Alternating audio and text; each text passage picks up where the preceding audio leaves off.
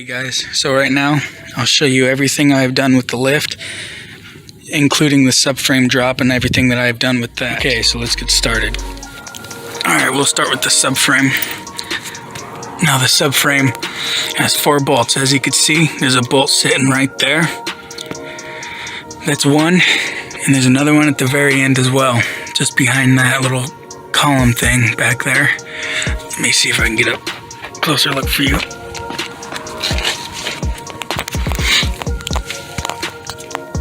Right there. That's the bolt behind. There's another one just over there, right there. There's another one right there. Same thing up front, like this one over here I showed you. Now in all 4 corners, 1 corner, 2 corner, 3, and then 4. Now, I did a 1-inch spacer drop on the whole subframe to get this 5 inches to get these axles not to be so offset, so angled. But this is only a 1-inch spacer right here. This is the stock bolt. It was long enough to fit a 1-inch spacer and still use the same bolt, so I did both of those. And as you can see, it's 1 inch right there. And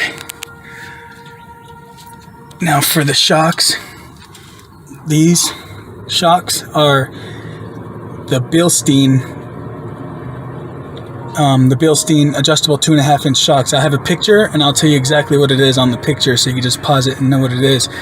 And then on the spring, that's an OME 1.5-inch lift spring. I'll put a picture on it as well, telling you what it is, so that you guys could just pause it and take that information down. And the upper control arm, you'll need that when you do a lift. That will keep your camber straight and it keeps it from breaking because it's aftermarket. It's a JBA. It's strong. So far, I haven't had any problems with it ever. It's been perfect. It's been great. So you'll need a upper control arm. The JBA, it's preferred.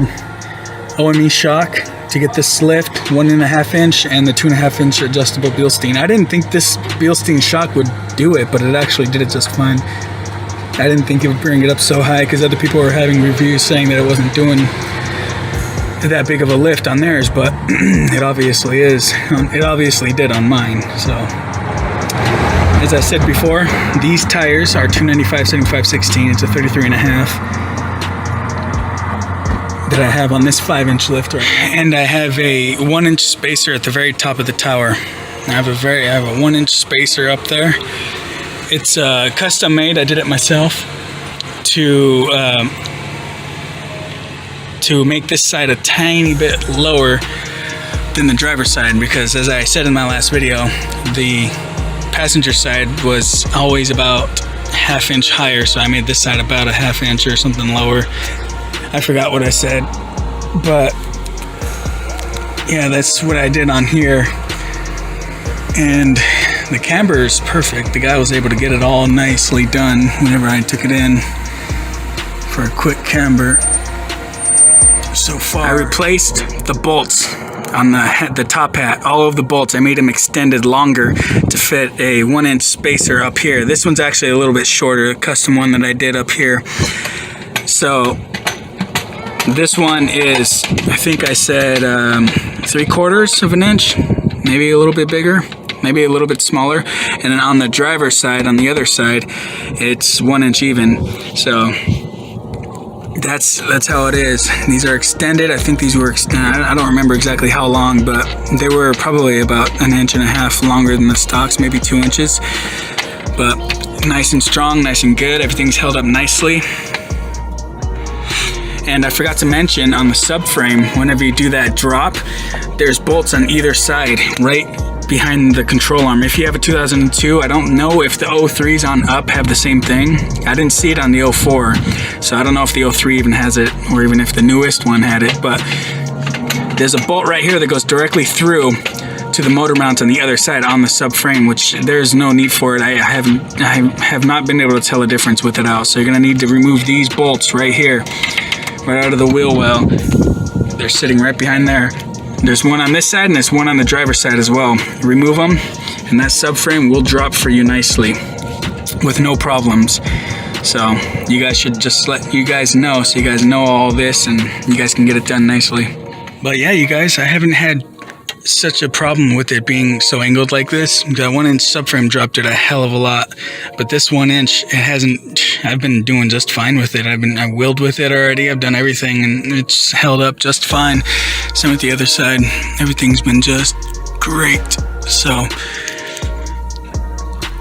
just wanted to show you guys so you guys know, because everybody's been interested in wanting to know, and I don't want to have to keep referring them back to one of the earlier videos. So I figured I'd just make one right now for you guys so you guys can see it and get to know it for yourselves. And of course you'll need the isolator too. I can put the link for that, and even the link for the JBA open control arm if you guys want to do this lift. I hope you guys will be able to get through it easily, as easy as I did. As you should know, I did use this spring compressor. I will put the link in for this as well on eBay. It was, I forgot what it was now, just over $100. And that you will need this for those stock springs. It's amazing. It helps so nicely. And I use some regular spring compressors that I have in there, because whenever you put the spring in here, it likes to bow out. So you put a spring compressor right here, a little handheld one, and then you use this one. This is hydraulic. You just pump it so the bow won't bow so much. It'll keep it straight, and then it'll clamp it down, take the slack out, and then you just take off the top hat bolt, pull it out, and then you're all good to go. These are my stocks right here with the 2.5, or I think it was about 2 3/4 inch spacers in the front to keep it even. It was the Daystar. I really like the Daystar. They did good. They did really well. But I just decided I needed to go bigger. I wanted bigger and bigger tires. So that's why I decided to go with the 5-inch lift with the 33.5. These are the spring compressors that I used. To let you guys know, in the very first video I told you about how to do the lift, I didn't mention these. You will need these, because these fit around the spring perfectly. Every other spring compressor, handheld little mobile one that I used, did not fit between the springs. It was a pain in the ass. So to let you guys know, this is the one you'd want, preferably. It works great. I can put the link in for these as well.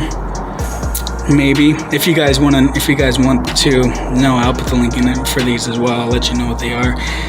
But for sure, you will need that main one to do the job. But just wanted to let you guys know, these are the suckers you're gonna need. This one, yeah, I'll put the link in the description for you. Might as well. You're gonna need everything if you're gonna do what I do. So.